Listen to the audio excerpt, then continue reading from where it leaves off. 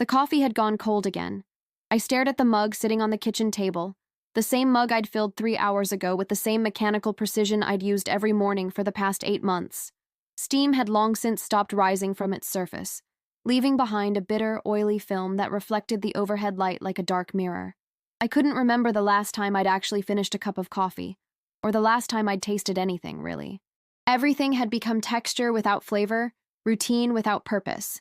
The house felt impossibly large around me, every room echoing with the absence that had become my constant companion. 8 months, 2 weeks, and 4 days. I knew the exact count because I marked each passing day like a prisoner marking time on a cell wall, except I was both the prisoner and the prison, trapped in a grief so vast it had swallowed everything else that used to matter. The insurance money sat untouched in an account I never looked at. Friends had stopped calling after their well-meaning but hollow condolences fell into the void of my silence. Even my sister Claire had finally given up her weekly visits after I'd sat through our last one without speaking a single word.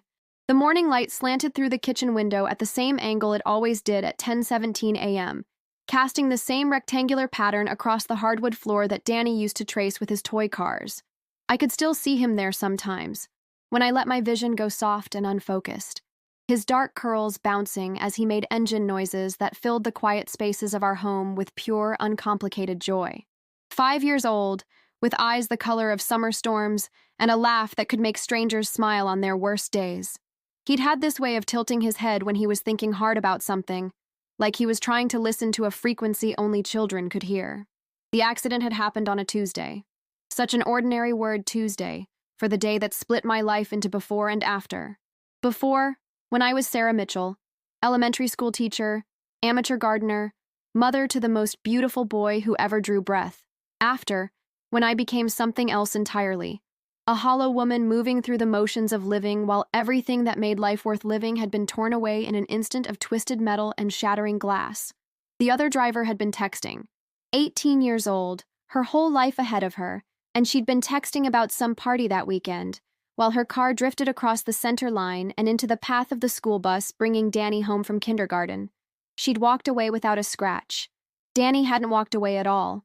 I'd stopped driving past the intersection months ago, had rerouted my entire existence to avoid that particular stretch of Miller Road where the makeshift memorial of flowers and teddy bears had slowly weathered and blown away. But I couldn't reroute my dreams, couldn't take a different path through the minefield of memory that detonated without warning. The smell of apple juice could bring me to my knees in the middle of the grocery store. The sound of children laughing at the playground across the street had driven me to keep all my windows closed, even during the hottest days of summer. My mother called every few days, her voice carefully modulated to that tone people use when they're afraid you might break completely if they speak too loudly or too softly. She'd ask if I was eating, if I was sleeping, if I wanted to come stay with her for a while. The answers were always the same: barely, not really, and no.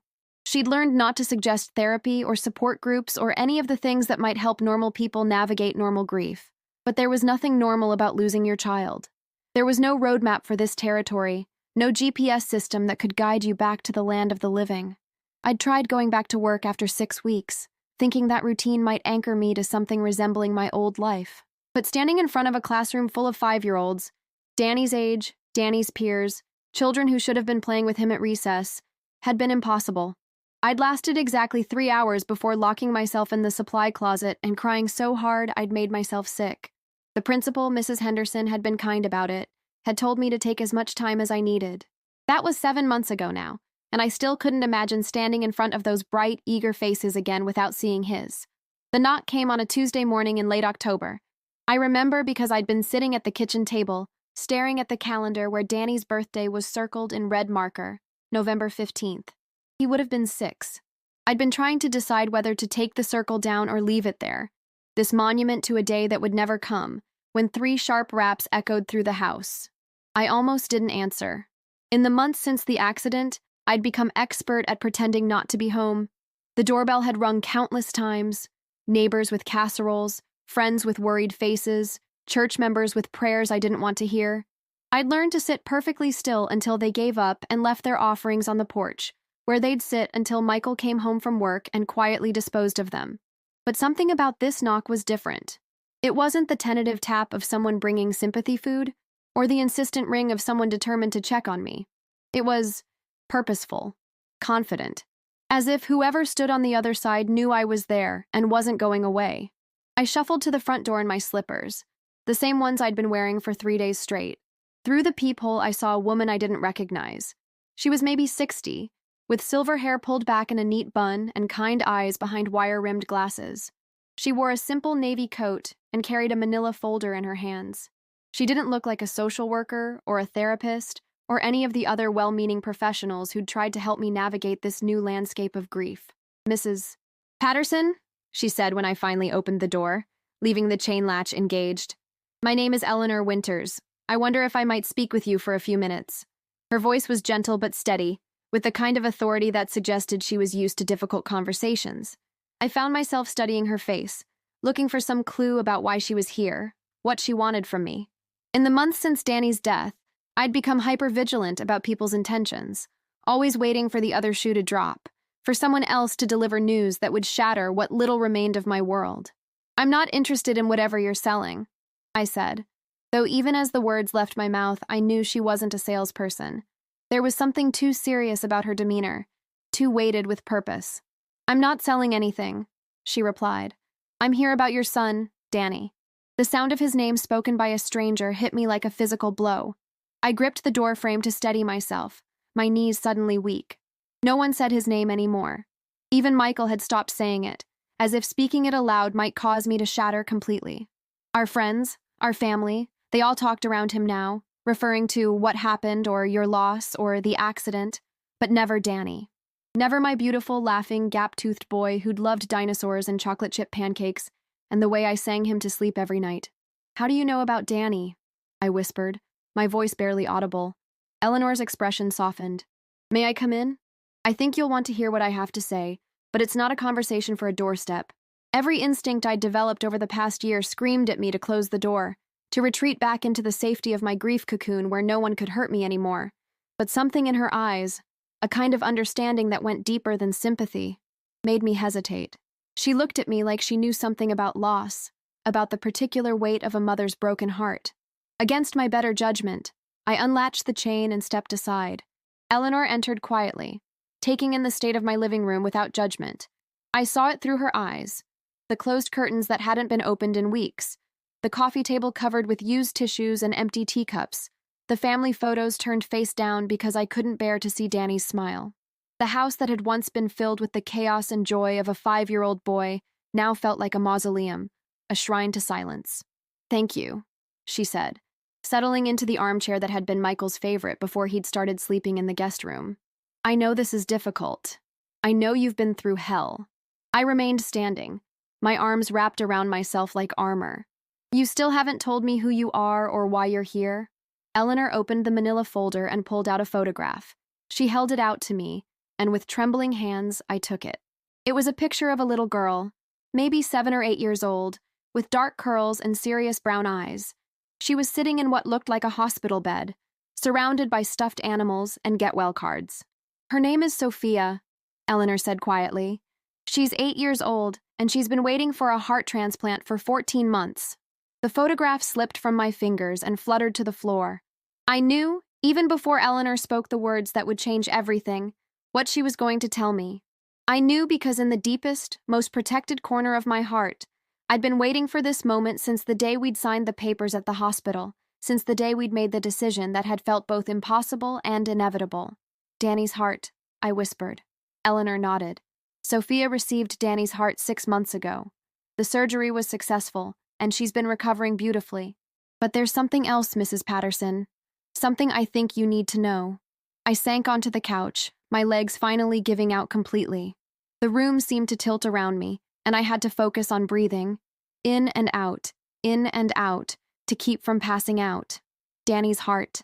His beautiful, perfect heart that had beat against my chest when I held him as a baby, that had raced with excitement on Christmas morning, that had stopped beating on a rainy Thursday in March when a drunk driver ran a red light. "She wants to meet you," Eleanor continued. "Sophia. She's been asking about Danny, about your family. She knows that her new heart came from a little boy who loved dinosaurs. We told her that much, but she wants to thank you. She wants you to know that she's taking good care of his heart." The words hit me like waves, each one threatening to pull me under. For months, I'd tried not to think about the organ donation, about the fact that pieces of my son were living on in other children. It had been Michael's idea, really. In those horrible hours at the hospital, when the doctors had told us there was no hope, when we'd had to make decisions no parent should ever have to make, he'd been the one to bring up donation. He would want to help other kids, Michael had said, his voice breaking. You know he would. Remember how upset he got when he saw that commercial about the children's hospital? He wanted to give them all his toys. I'd signed the papers because I couldn't bear to think of Danny's death being completely meaningless, because the idea that some part of him might continue to live, to laugh, to love, was the only thing that made any sense in a world that had suddenly become senseless. But I'd also signed them because I couldn't imagine a future where I'd want to know about it, where I'd want to be reminded that my son's body had been divided up and distributed to strangers. Now, sitting in my darkened living room with this gentle woman and a photograph of a little girl with Danny's heart beating in her chest, I realized I'd been wrong about what I could bear. Where is she? I asked, my voice barely a whisper. She's here, in town. Her family moved here 3 months ago so she could be closer to her medical team. She's been going to Riverside Elementary, the same school where you used to teach. The irony wasn't lost on me. All this time, while I'd been hiding in my house, afraid to face the world, Danny's heart had been beating just a few miles away, in the chest of a little girl who was probably walking the same hallways where I'd once taught, maybe even playing on the same playground where Danny had spent countless afternoons. She's been asking her parents about you for weeks, Eleanor continued. She knows that organ donation is usually anonymous, but she's persistent. She wrote you a letter. Eleanor reached into her folder again and pulled out a piece of construction paper covered in careful, childish handwriting. She held it out to me, and after a moment's hesitation, I took it. Dear Danny's mom, it began, and I had to stop reading immediately because the tears were coming too fast, too hard. I'd thought I'd cried all the tears I had in me over the past year, but apparently there were more, an endless reservoir of grief that could be tapped by the simple sight of a child's handwriting. Eleanor waited patiently while I composed myself, her presence somehow both comforting and overwhelming. When I finally looked up, she was watching me with the kind of understanding that only comes from experience. You've done this before, I said. It wasn't a question. Many times, she confirmed. I work with the Organ Donation Network. Part of my job is facilitating contact between donor families and recipients, when both parties want it. It doesn't always happen. Many families prefer to keep the anonymity. But when it does, she paused, choosing her words carefully. It can be healing. For everyone involved. Healing. The word felt foreign in my mouth, like a language I'd once known but had forgotten how to speak. For a year, I'd been focused on survival, on simply making it through each day without completely falling apart. The idea that I might someday feel something other than this crushing weight of loss seemed impossible. But holding Sophia's letter, looking at her photograph, I felt something I hadn't experienced since Danny died. Curiosity. I wanted to know about this little girl who carried my son's heart. I wanted to know if she liked dinosaurs now, if Danny's love for prehistoric creatures had somehow transferred along with his cardiac muscle. I wanted to know if she was happy, if she was healthy, if Danny's heart was giving her the kind of joyful, exuberant life he'd had. What would happen, I asked, if I said yes to meeting her? Whatever you're comfortable with, Eleanor replied. It could be as simple as a letter exchange or a phone call. Some families meet for coffee or at a park. There's no right or wrong way to do it. The important thing is that it feels right for you. I looked down at the letter again, at Sophia's careful handwriting. Dear Danny's mom, I hope you are okay. I think about you every day. I want you to know that I am taking very good care of Danny's heart. It beats very strong, and it helps me run and play and hug my mom and dad. I wish I could have met Danny. I bet he was the best boy in the whole world. Thank you for letting me have his heart. I promise to use it to do good things. Love, Sophia. The simplicity of it, the pure honesty, broke something open in my chest that had been locked tight for months. This little girl, this stranger, was living with a piece of my son inside her. She was running and playing and hugging her parents with Danny's heart, and instead of feeling like a violation of his memory, it felt like a gift, a continuation. I want to meet her, I said, the words coming out before I'd fully processed the decision. I want to meet Sophia. Eleanor smiled, the first genuine smile I'd seen directed at me in longer than I could remember. I was hoping you'd say that. Sophia is going to be so happy. As she gathered her papers and prepared to leave, making arrangements for a meeting the following week, I found myself thinking about Michael. He'd been so patient with my grief, so understanding of my need to withdraw from the world. But I knew it had been hard on him too, watching me disappear into myself, becoming a ghost in our own home. Maybe this, meeting Sophia, connecting with this living piece of Danny, would be a first step back toward the land of the living. After Eleanor left, I sat alone in my living room, Sophia's letter in my hands and her photograph on the coffee table beside me. For the first time in a year, I opened the curtains, letting afternoon sunlight stream across the floor. The light felt foreign and bright, almost aggressive after so many months of darkness, but I didn't close them again. Instead, I picked up my phone and called Michael at work. "Sarah?" His voice was immediately concerned. I rarely called him anymore, and when I did, it was usually because I was having a particularly bad day. "Something happened today," I said. "Something good, I think. Can you come home early?" There was a pause, and I could hear the hope in his voice when he replied, "I'll be right there." When Michael walked through the door 45 minutes later, I was still sitting at the kitchen table, but something had shifted. The envelope lay open in front of me, and I'd read the letter 3 more times, each reading making it feel more real, more possible. He stopped in the doorway, studying my face with the careful attention of someone who'd learned to read the subtle weather patterns of grief. "You look different," he said quietly, hanging his jacket on the back of a chair. "Not happy exactly, but present. More present than you've been in months." I nodded, unable to find the right words immediately. "How do you explain that a stranger's letter had somehow reached through the fog that had surrounded you for so long? How do you describe the feeling of your heart remembering how to beat with something other than pain?" "Sit down," I said, gesturing to the chair across from me. "I need to tell you about this letter." Michael sat, his eyes never leaving my face. In the early days after Danny's death, he'd watched me like this constantly, afraid I might disappear entirely into my grief. Over time, that vigilance had softened into a quieter kind of attention, but I could see it sharpening again now, hope and wariness warring in his expression. I told him about the knock, about the young woman with the kind eyes, about the letter from Elena Rodriguez. As I spoke, I watched his face cycle through confusion, surprise, and something that might have been the beginning of understanding. When I finished, he was quiet for a long moment, his fingers drumming silently against the table. "She wants to meet you," he said finally. It wasn't a question. "Yes. She says she's been thinking about writing for months, but she wasn't sure if it would help or hurt. She decided to try because—" I looked down at the letter again, finding the passage that had struck me most deeply. "Because she says she knows what it's like to feel like you're drowning in gratitude and guilt at the same time."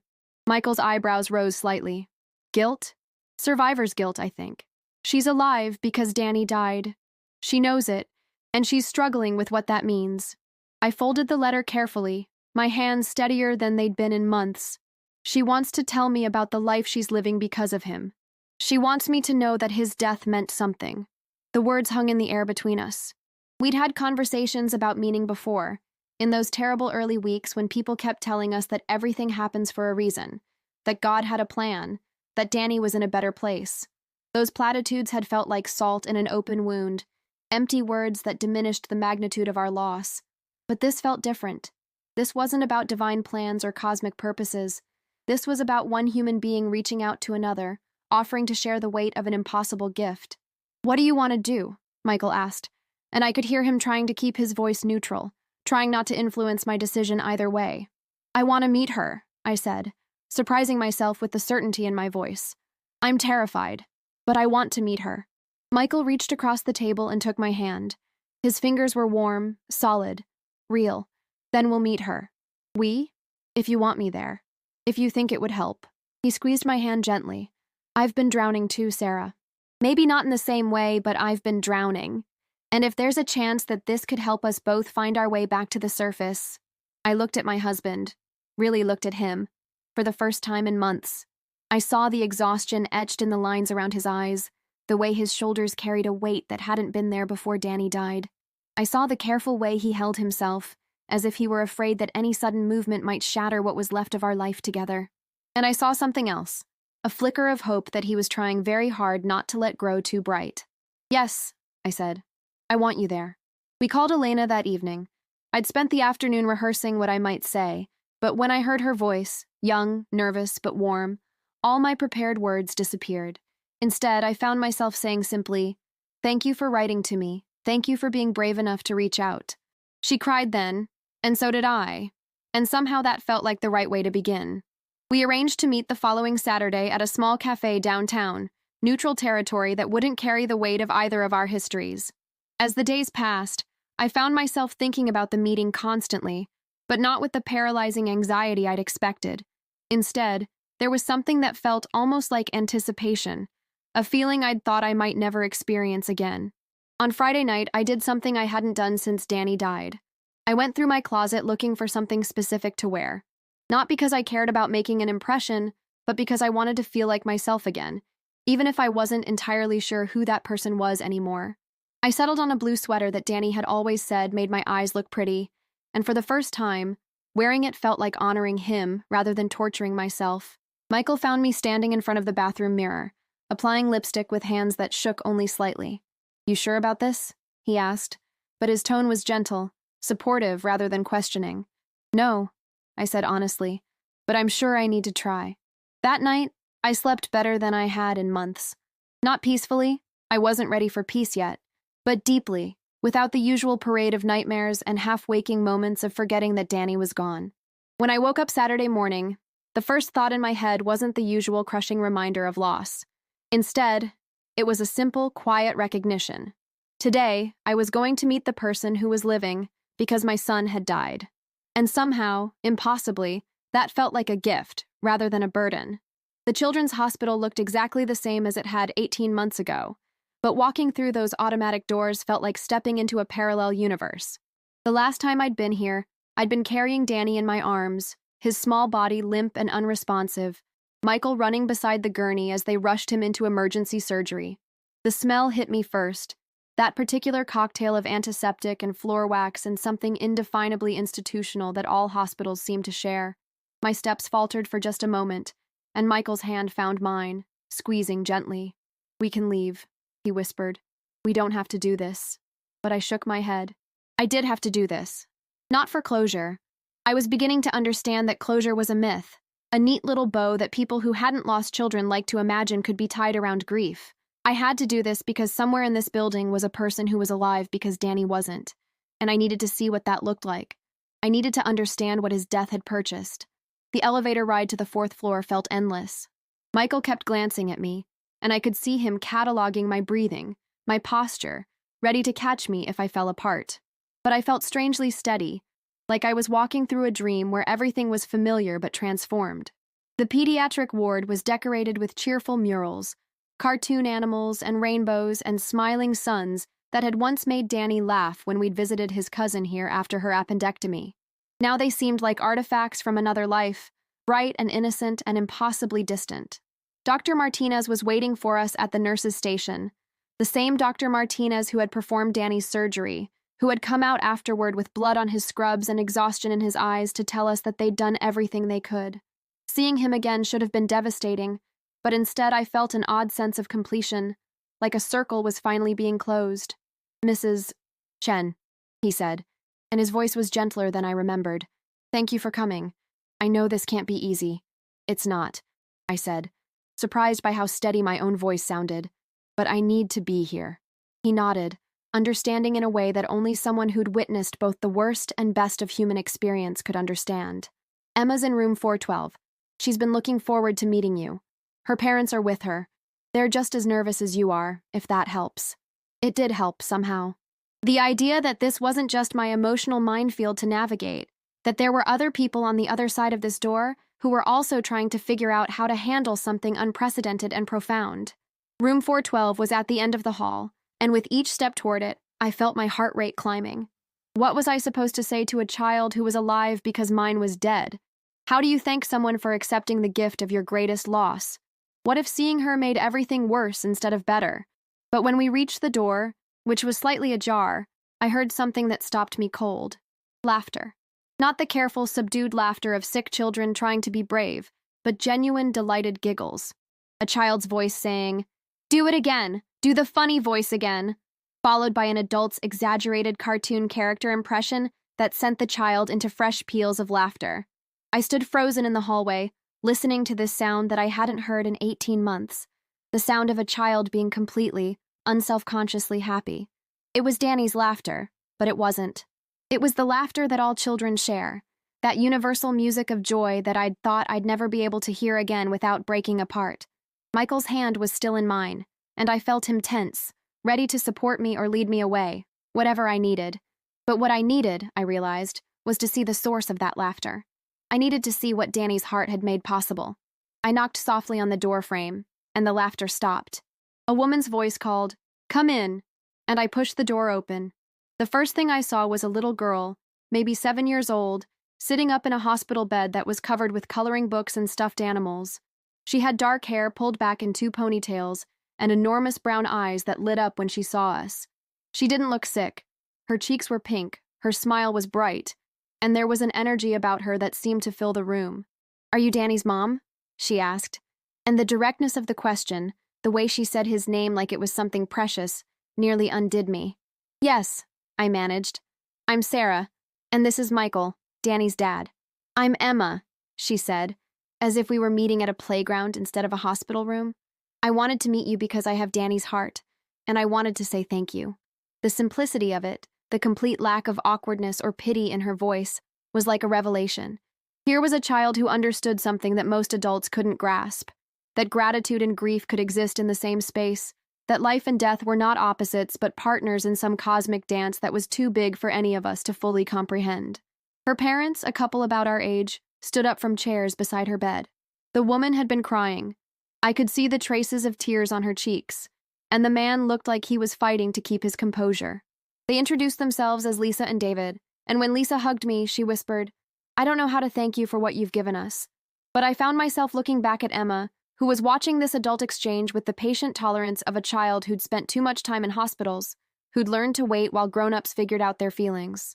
"Can I tell you about Danny?" I asked her, and she nodded eagerly, scooting over to make room on the bed. I sat down beside her, and for the first time in 18 months, I started talking about my son not as a tragedy or a loss, but as a person. I told her about how he'd loved dinosaurs and insisted on wearing his T-Rex costume to the grocery store. I told her about his collection of smooth rocks that he'd gathered from our backyard, each one carefully cataloged and named. I told her about how he'd sing himself to sleep every night, making up songs about whatever had happened that day. Emma listened with the intense focus that children bring to stories, asking questions and laughing at the funny parts. And as I talked, something extraordinary happened. Danny became real in that room, not as a ghost or a memory, but as a presence. His joy, his curiosity, his boundless love for the world. It was all there, reflected in Emma's bright eyes and easy laughter. "He sounds like he was really fun," Emma said when I finished. "I bet he would have liked my joke book. Want to hear one?" And before I could answer, she launched into a series of knock-knock jokes that were so wonderfully, perfectly terrible, that I found myself laughing, really laughing, for the first time since the accident. Michael was laughing too, and Emma's parents, and suddenly the room was full of the kind of joy that Danny had always been able to create just by being himself. When visiting hours ended and we had to leave, Emma hugged me goodbye with the unselfconscious affection of a child who decided we were friends. "Will you come back?" she asked. "I want to show you my art project next time. I'm making a picture of all the people who helped me, and I want to put Danny in it too." Walking back through those hospital corridors, I felt like I was carrying something new inside me. Not the absence of grief, but the presence of something else alongside it. Purpose, maybe. Or hope. Or simply the knowledge that love doesn't end when life does. That the best parts of who Danny had been were still moving through the world, still making children laugh, still beating strong and steady in the chest of a little girl who would grow up knowing that her life was a gift from a boy she'd never met, but would never forget. The weeks that followed my meeting with Emma became a strange kind of awakening. I found myself doing things I hadn't done since before the accident. Small things, mostly, but they felt monumental.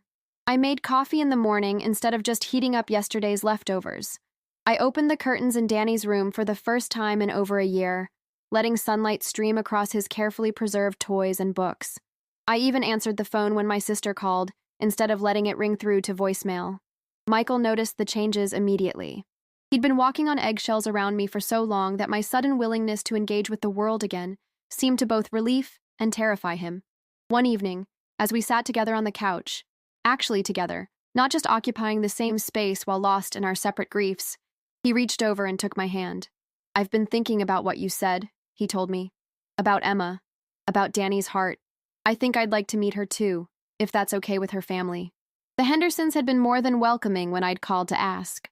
Emma, it turned out, had been asking questions about her donor ever since she'd been old enough to understand what had happened to her.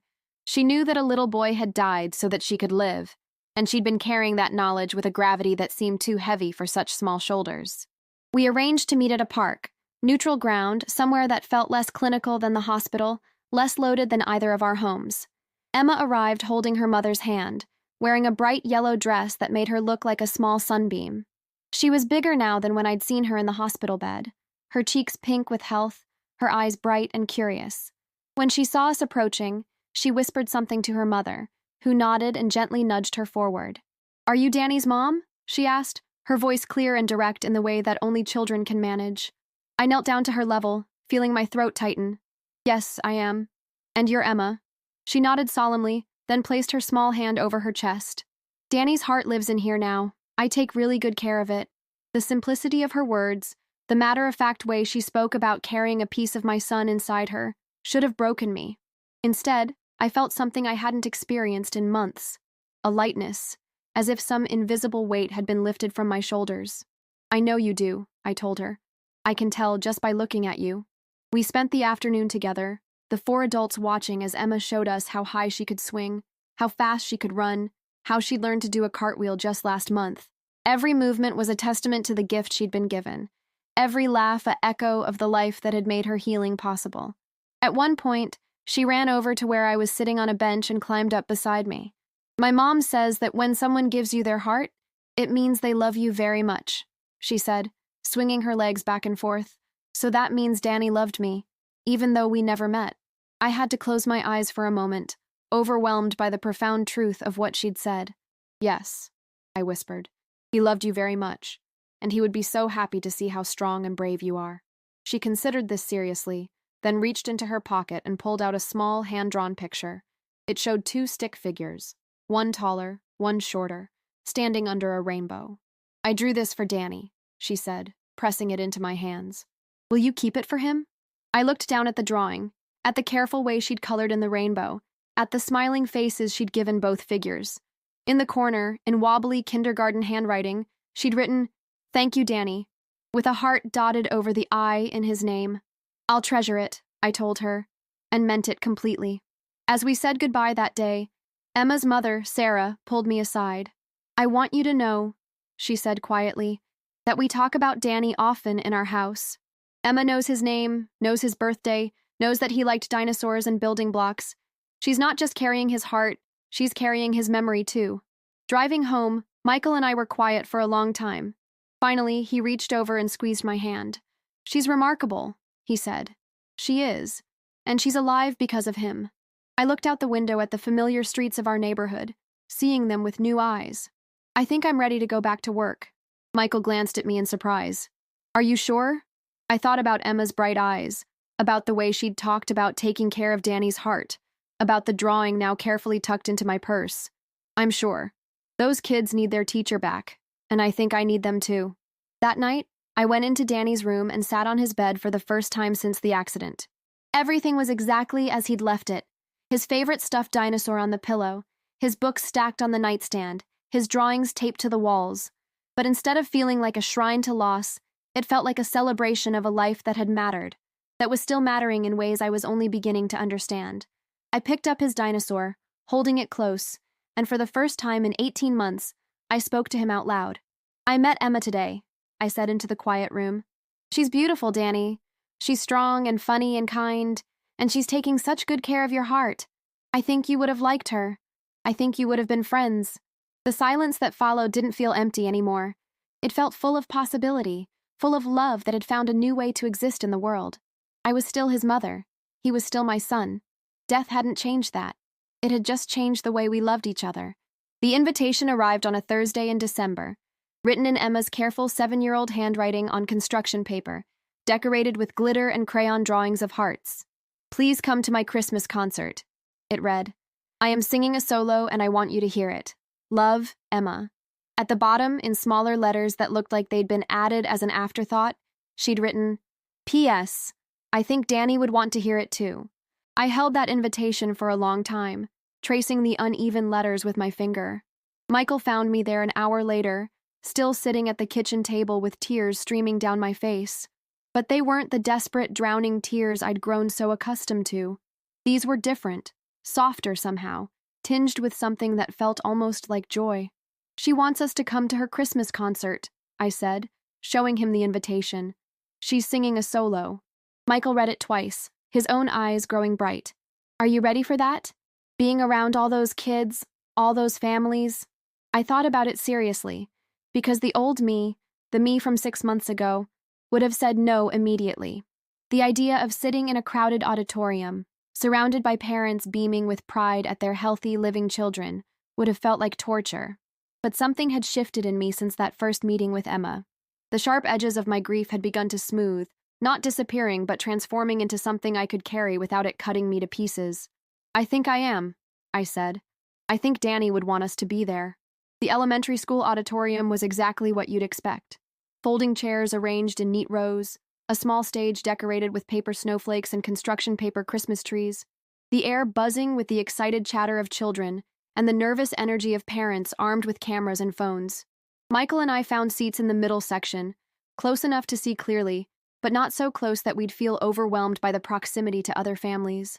I watched the other parents as we waited for the concert to begin, noting the familiar rituals of pride and anxiety. Mothers smoothing down their children's hair from the audience, fathers adjusting camera settings, grandparents claiming the best seats with the determination of seasoned veterans. A year and a half ago, I would have been one of them, fussing over Danny's costume, reminding him to stand up straight and project his voice. The absence of that role still ached, but it was a different kind of ache now, more like missing a favorite sweater than like having a limb torn away. When the lights dimmed and the children filed onto the stage, I spotted Emma immediately. She was in the front row, wearing a red velvet dress with a white collar, her dark hair pulled back with a ribbon that matched her outfit. She was scanning the audience, and when her eyes found mine, her face lit up with a smile so bright it could have powered the stage lights. She waved, a small, excited gesture that made several other children turn to see who she was greeting. And I waved back, feeling my heart do something it hadn't done in months. It fluttered with genuine happiness. The concert began with the traditional Christmas carols, the children's voices blending together in that slightly off-key but utterly charming way that only a school chorus can achieve. Emma sang along enthusiastically, her mouth opening wide on every note, her whole body swaying with the music.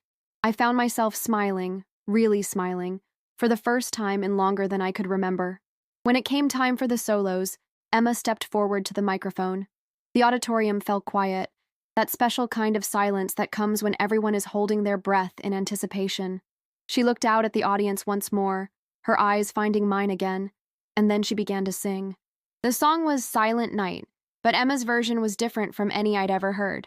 Her voice was clear and sweet, but there was something else in it, a depth that seemed impossible for someone so young, a quality that spoke of understanding things that children shouldn't have to understand. As she sang about peace and hope and love, I felt something shift inside my chest, something that had been locked tight for 18 months beginning to loosen.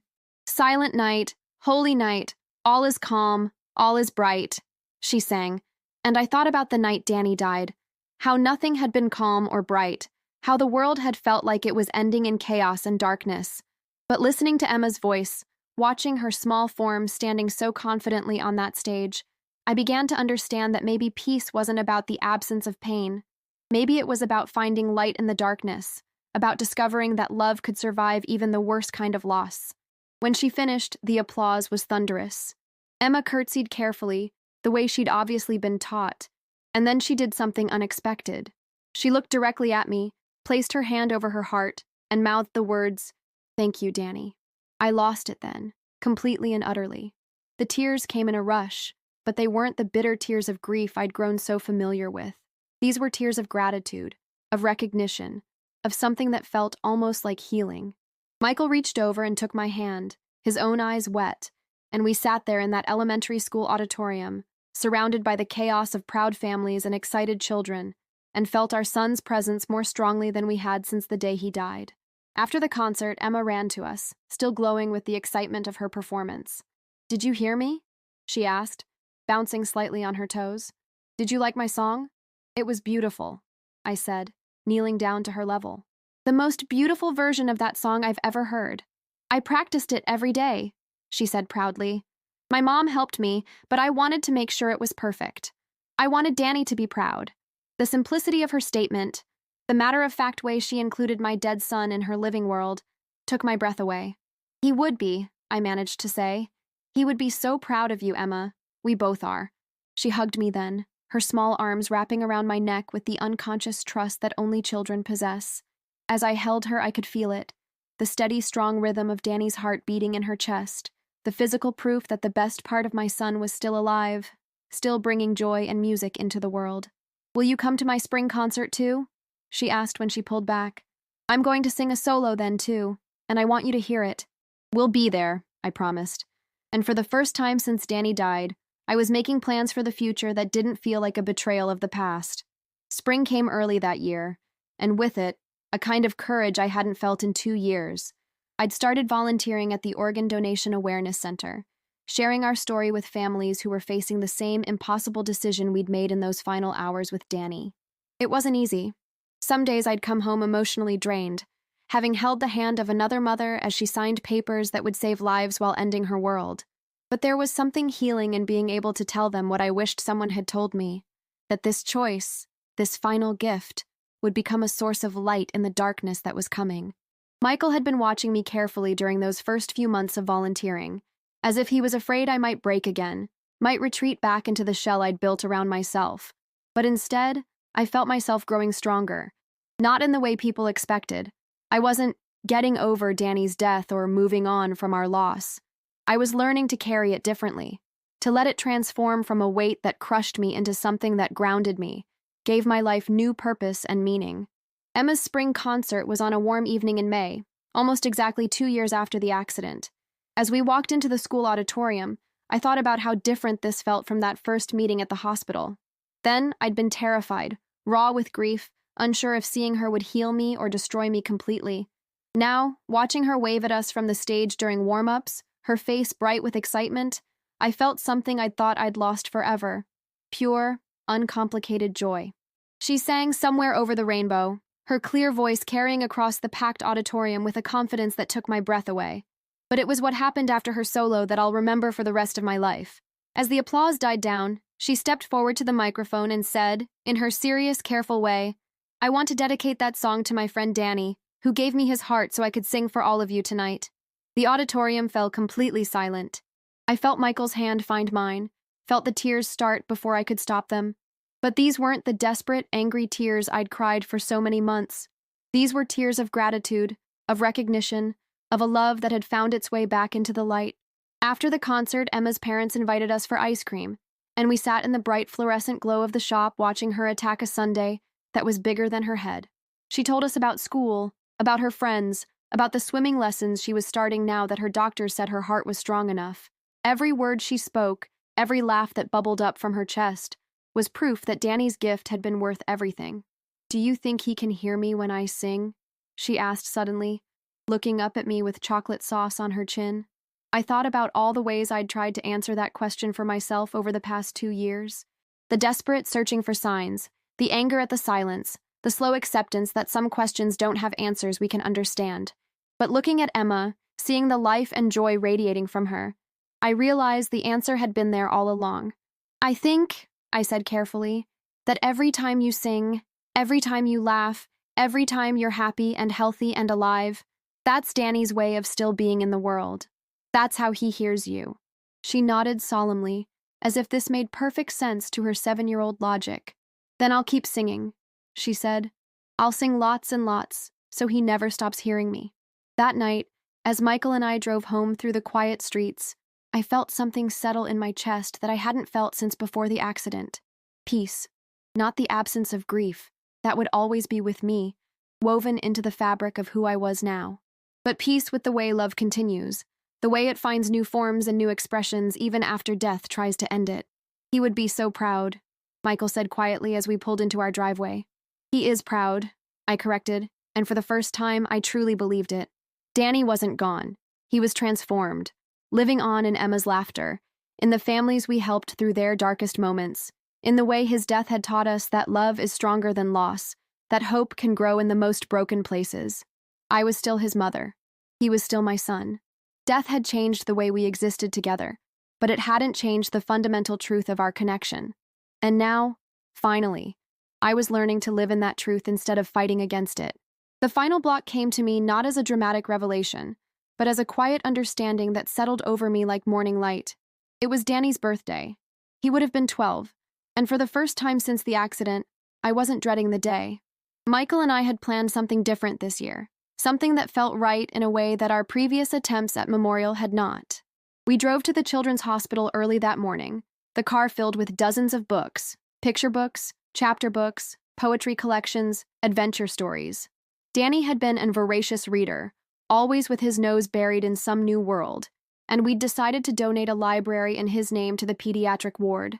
But more than that, we were going to read to the children who were there now, the ones fighting their own battles, waiting for their own miracles. Emma met us in the lobby, her parents having agreed to let her join us for this special day. She was carrying a small wrapped package, and when I asked what it was, she smiled mysteriously and said it was a surprise for later.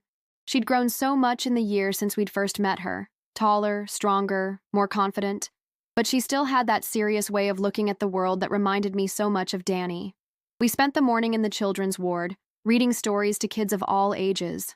There was a little boy, maybe 5 years old, who was waiting for a kidney transplant, and he climbed into my lap during Where the Wild Things Are, his small body warm and trusting against mine.